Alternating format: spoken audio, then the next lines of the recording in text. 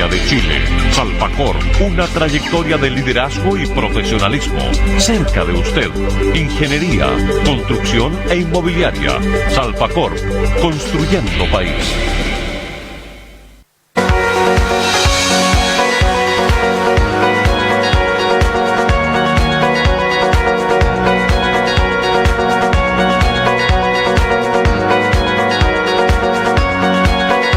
De la mañana con 37, casi 38 minutos. Usted la va a ver en pantalla, la senadora Carolina Goich-Borovich, que está abriendo la jornada de día lunes con nosotros. ¿Cómo está, senadora? Buenos días, bienvenida.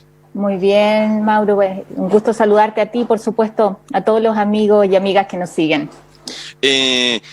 A ver, que es un día va a ser una semana noticiosa, va a ser una semana muy noticiosa. Hoy día está la Comisión de Constitución, que se espera que discuta, se vean indicaciones o no, hasta su total despacho a las 9:30 de Santiago, 10:30, no, ya estaba viendo. Okay. Tú me habías preguntado antes de partir a qué hora partía. Sí, le había preguntado a la senadora justamente fuera de micrófono a qué hora partía la Comisión de Constitución. ¿Cuáles son sus reparos, sus temores para el día de hoy en la Comisión de Constitución? Porque se están anunciando indicaciones respecto de cobros impositivos, o sea, pagar impuestos, que sea para los que realmente lo necesitan. Es muy complejo eso, porque yo decía en la editorial, senadora, hay un buen porcentaje de chilenos y chilenas que trabajan en negro, como se conoce popularmente, que no tienen cómo demostrar sus ingresos, sus alzas o sus bajas de ingresos. Entonces es muy complicado estas indicaciones que se están anunciando para el día de hoy, ¿eh? Sí, mira, vamos por parte. Primero, decir que durante la mañana se van a hacer audiencias y el compromiso es que es hasta total despacho. O sea, hoy día debería votarse en la Comisión de Constitución y nosotros dejamos programado para que el día miércoles sea visto en la sala. O sea, ¿qué es lo que yo espero? Que esta semana tengamos resuelto el tema, porque tiene urgencia. Yo creo que eso es lo primero. Tú sabes, desde el día 1 yo dije que están los votos de la oposición todos comprometidos, con claridad el mío también, y ahí hemos visto cómo hay varios senadores oficialistas que han ido planteando públicamente que están comprometidos. Y yo espero que esos votos estén efectivamente. Eso es lo primero. Lo segundo es que... ¿Duda de alguno de los 24? ¿Duda de alguno de los 24 votos? Porque en el caso suyo, y yo lo dije hace una semana, cuando le escuché la entrevista en ADN, después usted dijo que la habían malinterpretado y que realmente usted iba por el 10%, pero el día antes yo lo escuché y usted dijo que no era, yo pensaba, sentía que no era la mejor opción y que tenía que reflexionar. Mauro, en eso nosotros tuvimos una muy buena sesión en la Comisión de Trabajo y habían economistas desde Rodrigo Vergara hasta Claudia Sangüesa, que tú sabes que es la economista que asesora al Frente Amplio. Sí. Y todos, incluida Claudia Sangüesa, dijeron que esta no era la medida ideal, porque tiene un costo en materia de pensiones. Pero uno dice, oye, llegando al momento en que estamos, yo hice el ejercicio el día de ayer y le pregunté a 5 personas, llamé a 5 personas conocidas acá en Magallanes. De ellas solo una había logrado, tras apelar al IFE, a obtener los beneficios.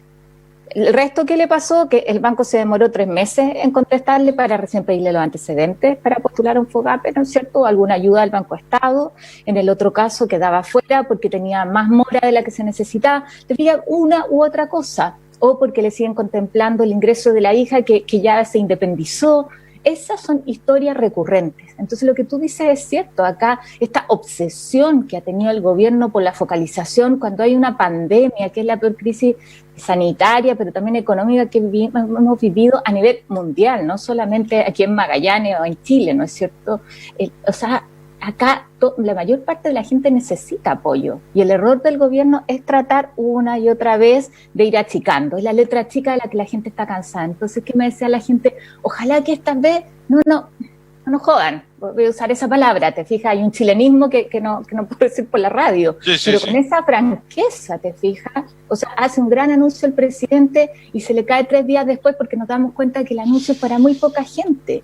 Entonces, frente a eso, esta que no era la alternativa número 1, porque tiene que ver con que la gente ponga sus ahorros. Por supuesto que nos hubiera gustado que las ayudas lleguen antes, las ayudas del gobierno, además cuando pusimos los fondos, o sea que el presidente ha tenido todo a disposición. Pero llegado a ese punto, yo en esto me pongo en los zapatos de la gente y creo que es súper razonable que la gente diga, mire, déjenme usar esos fondos de pensión.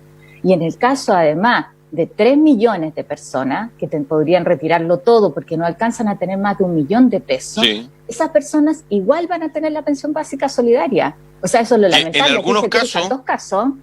algunos casos, senadora, la pensión solidaria va a ser mejor que la pensión que están recibiendo hoy día. Por supuesto, entonces frente a eso, oye, ¿qué hace uno? Yo tengo que ponerme en los zapatos de la gente y creo que es también un mínimo hoy día.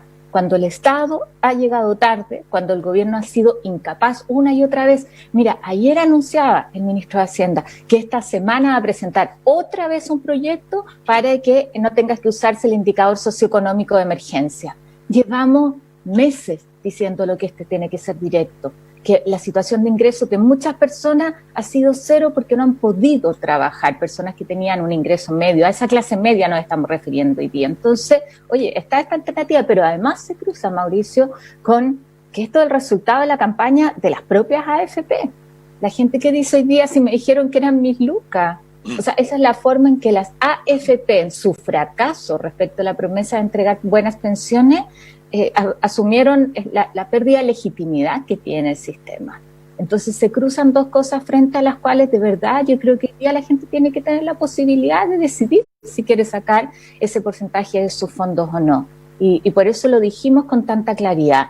Dicho eso, hay varios temas que se pueden perfeccionar y que se tienen que perfeccionar. Tú me preguntabas al inicio qué es lo que se espera de esta semana y yo espero que haya un mecanismo claro. En esto hay cosas más técnicas respecto de cómo liquidar los papeles de las AFP, que sea más bien con inversiones que hay en el exterior, hay un rol que tiene que cumplir el Banco Central, todo eso se puede hacer y obviamente que eso es parte de perfeccionar la norma, pero asumiendo que esto tiene los votos y que, mira, no es casual que sean los propios senadores de gobierno los que se están descolgando. Y yo ahí aprovecho en mandarle un abrazo a Sandra Mar porque imagino lo mal que lo pasó, pero valoro mucho que finalmente haya optado por la gente, haya optado por representar a los magallánicos, ¿no es cierto?, a quienes las eligieron. ¿Está de acuerdo con que haya que pagar impuestos por un supuesto retiro? Eso por un lado. Y segundo, le pregunto al tiro un par de cosas respecto de indicaciones. El pago de impuestos y que sea un retiro, pero que solamente para los que lo necesiten, que es muy complicado porque esto debiese ser universal. Yo parto por lo segundo, que sea universal, con claridad. Y así lo hemos dicho todo, universal. O sea, acá la gente tendrá que decidir, hay incluso quienes necesitan ambos apoyos. Entonces, sí, cuando estamos en este momento, porque, o sea, pongámonos de verdad en los zapatos de las personas. O sea, hay gente que lo necesita. ¿Cuántos te dicen además, quizás no he reducido mi ingreso, pero sí estoy ayudando ya a mi hermana, a mi papá, ¿no es cierto?, a la vecina? Y me parece que tiene, en esto hay un mínimo también de dignidad, de creer en la gente. O sea, si vamos a recuperar confianza que va a ser tan necesaria para sacar adelante a nuestro país, confiemos también en la gente. Y a mí no me parece esto de que le pongamos letra chica, si es que usted obtuvo el otro beneficio, no, porque es lo mismo, es caer en la misma trampa que hemos estado criticando del gobierno. La dificultad de saber quién lo necesita o no. Esa decisión hoy día le toca a la gente. Yo quiero defender eso con mucha claridad, que tiene que ser, además, insisto, universal. Y por otro lado, en el tema de los impuestos, qué bueno que me lo preguntas para poder clarificar, porque yo creo que hay una cosa que se ha malinterpretado. Hoy día, tú sabes que el planteamiento primero con mucha claridad es que la gente reciba íntegro el monto, ¿ya? Esa es la primera respuesta. Si es que el monto que tenga, el 10%, dependiendo de, tú sabes que si cae en el tope más bajo, puede sacar todo y el límite, ¿no es cierto?, de los 4 millones y fracción. Que lo pueda sacar íntegro, que le llegue íntegro. O sea, por lo menos de mi mundo nadie ha planteado que a eso le hagan un descuento en el momento de recibirlo. Lo que se plantea es que la gente, de acuerdo a sus ingresos, pague en el ejercicio de la renta el próximo año lo que le corresponda. Y tú sabes que todas las personas que tienen ingresos bajo 660,000 pesos no pagan impuestos en nuestro país. Después tú tienes, en el tramo que sigue, pagan un 3%, pero una persona que gana 6 millones de pesos tiene que pagar impuestos, ¿no es cierto? Y en ese caso, si esa persona no paga impuestos, insisto, no ahora, no quitándole una tajada ahora lo recibe íntegro. Pero el próximo año se verán cuáles fueron sus ingresos, ¿no es cierto?, durante los 12 meses, y en la operación renta pagará en el tramo que le toque. Es eso lo que se plantea, que es bien distinto a decir que le van a sacar una tajada hoy día. Claro, no. Porque era parte de una de las indicaciones que venía, y viene el proyecto con eso, de que no se pague impuesto ni comisión por parte de las AFP en el retiro de los dineros. No, o sea, comisión yo no veo acá por qué te tienen que cobrar, si te van a seguir cobrando. Claro. Es más, las AFP en esto ganan, ojo. Ganan. ¿Cómo ganan? Las AFP te cobran una comisión un porcentaje de tu cotización, ¿no es cierto? Sí. Pero van a tener que administrar un fondo más pequeño, pero te van a seguir cobrando la misma comisión, sí, porque la cotización es la misma. Y además ellos tienen que tener un encaje, que es un resguardo, que es una proporción de los fondos, y eso también tiene una disminución. El poder retirar ese encaje también es una ganancia para las AFP, entonces no tiene ni una justificación en esto para decirle vamos a cobrar una comisión. Entonces, pero clarificar que llega íntegro y a la gente que en este país le toca pagar impuestos, el próximo año, dentro, ¿no es cierto?, del ejercicio, su global complementario, tendrá que pagar de acuerdo al tramo. Pero la tranquilidad ahí, que la mayor parte de las personas en eso quedan en tramos que están exentos. Porque yo creo que ha habido una confusión al respecto. O sea, nadie está diciendo que le quiten respecto de este retiro un porcentaje. Lo que sí pasa con el APB. El APB, ¿no es cierto?, que es ahorro previsional voluntario, es un incentivo al ahorro, y si tú lo retiras tienes que pagar impuestos, porque sí, lo que hace justamente es disminuir tu base imponible. Eso lo sabe la gente que lo usa. Entonces, pero el incentivo es a mantenerlo ahí. No, yo no veo por qué justifica hoy día rebajar ese impuesto, y de hecho mucha gente dice, oye, yo he tenido ese castigo y lo he utilizado. Es distinto.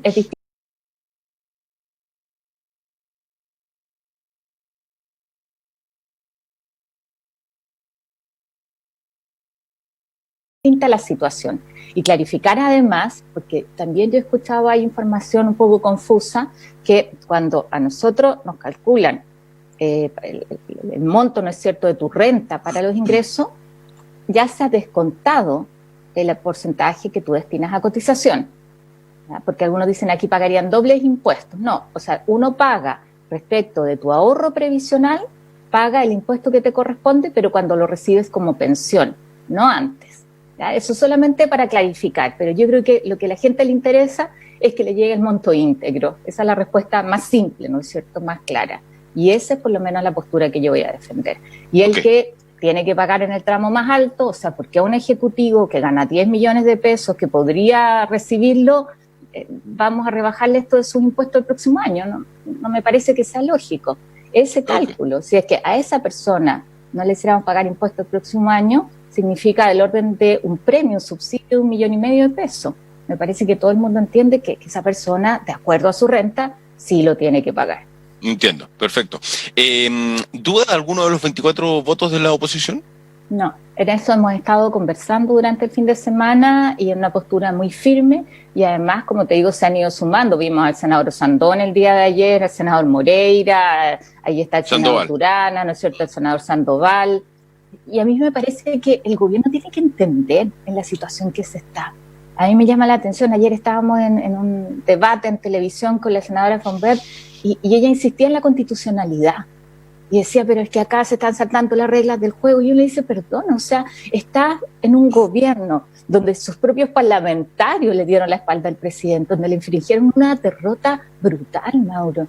Y siguen planteando el tema constitucional, o sea, como por la lista legal, te fijas, en vez de entender y hacer de esto una oportunidad. O sea, si yo estuviera en el gobierno, lo que insistiría es que se hagan parte, así como lo hicimos en el postnatal, que el gobierno finalmente entendió que era una necesidad que había que abordar, patrocinó la propuesta, y además yo espero que esta semana los diputados la aprueben para que le lleguen esos recursos a las mujeres, porque ya los aprobamos nosotros la semana pasada en el Senado. Sí. Que de la misma manera sería tanto más fácil si en vez de entramparse en la discusión respecto a la constitucionalidad, oye, se pusieran de parte de la gente y patrocinaran el proyecto y ayudaran a ver sobre todo la parte operativa para que esto salga rápido. No nos olvidemos que el presidente de la Cámara de Diputados no es precisamente de oposición, ¿no es cierto? El diputado Paulsen es de gobierno y ahí se declaró admisible. Además, está una reforma constitucional que es distinto a lo que pasaba con el postnatal. Y que además tuvo los votos mayoritarios. Entonces, a propósito de eso, senadora, ¿se puede declarar anticonstitucional una reforma constitucional? Es un juego de palabras, pero es tan extraño esto de que se esté amenazando con llevar esto, si se aprueba al Tribunal Constitucional. Uno dice, ¿por qué se llevaría al Tribunal Constitucional?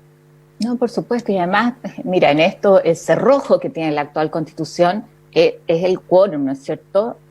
Eso es lo difícil, y ese se alcanzó, que era lo que nos pasaba habitualmente cuando la gente dice, ¿por qué no han terminado con las AFP antes? O han cambiado el sistema de pensiones. Claro. Es porque no habían votos. Hoy día se generó una situación excepcional donde sí tuvimos los votos.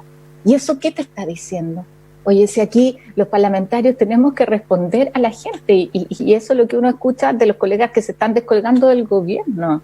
O sea, es porque probablemente han conversado con la gente, han visto en la calle la necesidad que existe. Pero también, y eso yo lo sumo, es la tosudez del sistema AFP. Y aquí a la par, Mauro, tenemos que hacer una modificación donde nosotros ya hicimos un planteamiento. Yo ayer escuchaba una entrevista al ministro de Hacienda y me parece escuchar al mismo ministro Briones de hace 6 meses. Y creo que hoy día, después de lo que ha pasado, es un aprendizaje a nivel mundial el que tenemos que tener sistemas de seguridad social que sean más protectores. O sea, tanto el seguro de cesantía que tiene que ampliarse. Hoy día dijimos, las trabajadoras de casa particular tienen que estar ahí, tenemos que tener un sistema de protección para los honorarios, tenemos que tener un sistema de protección también frente al desempleo para la gente informal. Y lo mismo sucede con el sistema de pensiones. O sea, tenemos que tener de verdad un sistema que sea solidario, que garantice pensiones. Veamos cómo además logramos que este 6% sea administrado en una lógica distinta. Y los cambios radicales, cuando el presidente dice cirugía mayor es con anestesia, o sea, en serio, en el sistema que tenemos hoy día de AFP. Oiga, ¿cree que es el fin de Chile Vamos, del conglomerado Chile Vamos, de los partidos oficialistas como conglomerado, de lo que hemos visto, de lo que hemos conocido de Chile Vamos en las últimas décadas, los últimos 20 años, que hay un proceso que está culminando y que va a haber una transformación en el oficialismo?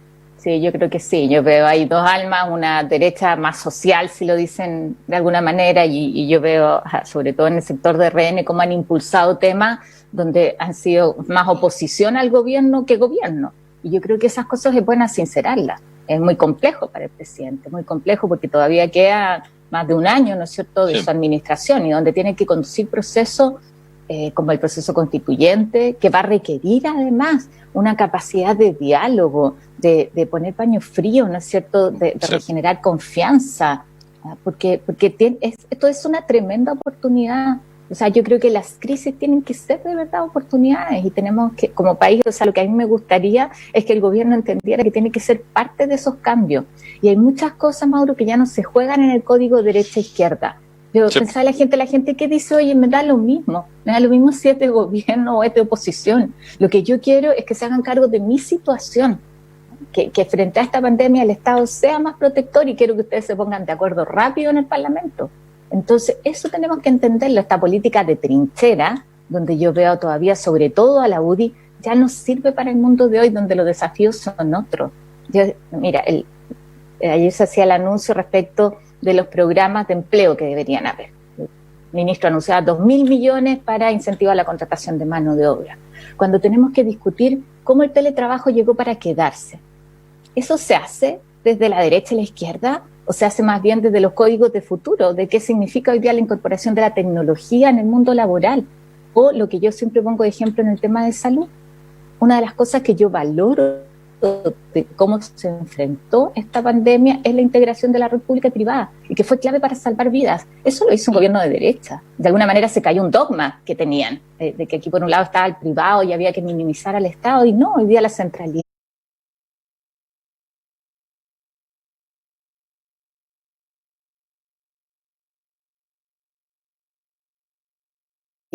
de FONASA como articulador de la red, de lo público, ya quedó demostrado. Sobre eso no vamos a volver atrás. Entonces, yo creo que lo que necesitamos hacer, y esto también es una autocrítica para la política, es reconectar con los temas de la ciudadanía de una forma distinta.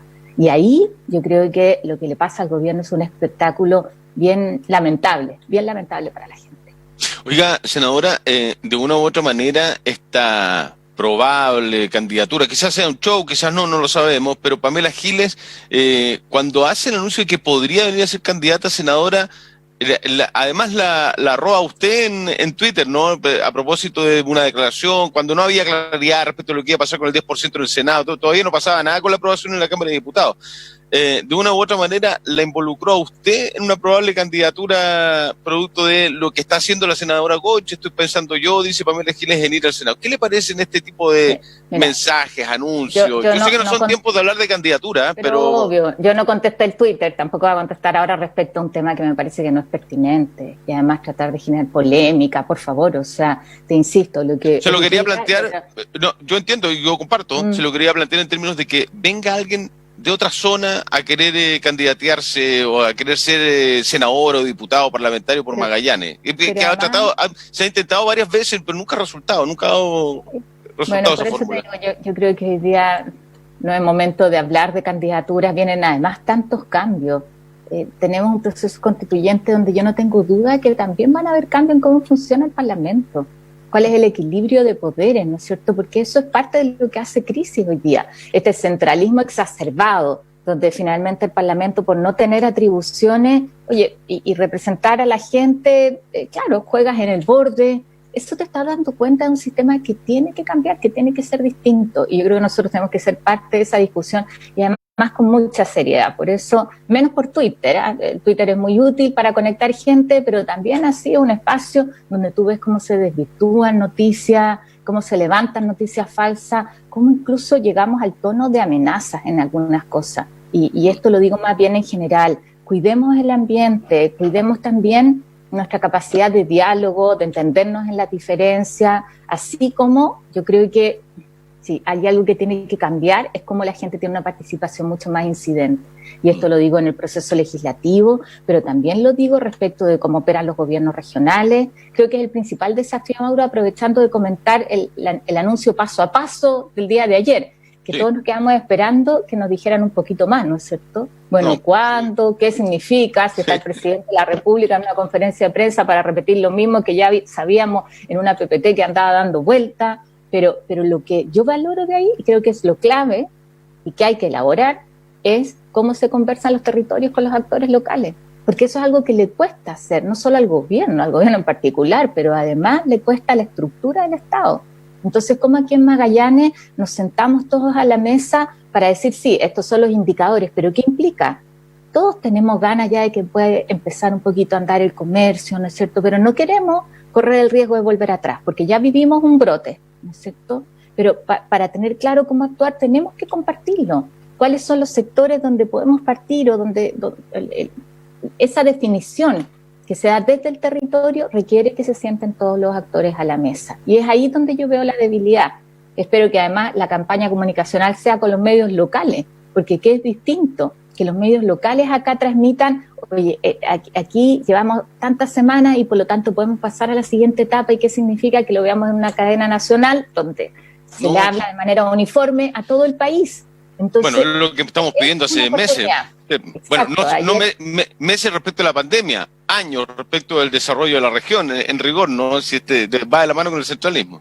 Exacto, entonces lo que yo espero esta semana, dos cosas.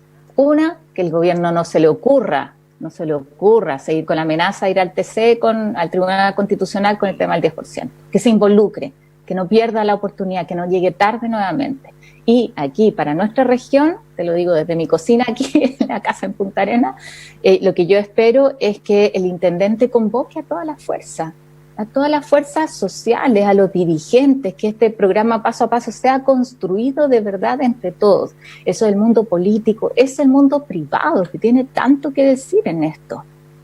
Pero construyámoslo entre todos. Yo creo que tenemos la capacidad en Magallanes y tiene que ser una oportunidad para hacernos cargo nosotros, algo que siempre reclamamos, más que esperar a que le den la instrucción al intendente de Santiago, mira, tiene que convocar a esta mesa, oye, una iniciativa local y que nos permita armar un plan también de reconstrucción, de inversión regional, que efectivamente nos permita enfrentar la crisis económica que sabemos nosotros lo difícil que va a ser.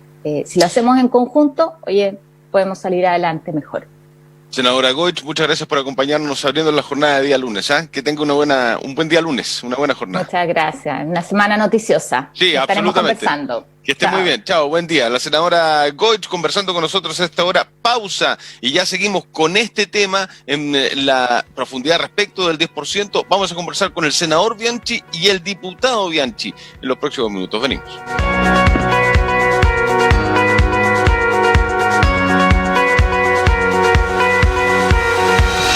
No es normal que los niños estén todo el día en